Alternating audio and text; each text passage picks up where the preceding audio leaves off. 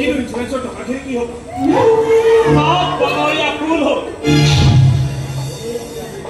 বনৰীয়া ফুলৰ মূল্য আছে জানো যাৰ গোন্ধ ল'বলৈ সকলোৱে সংকোচ কৰে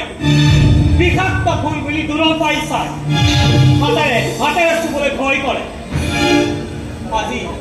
আজি দেউতাও তোমালোকৰ বাবে এই ঘৰখনলৈ এপাহ বিষাক্ত ফুল হৈ আহিছে যে এপাহ বনৰ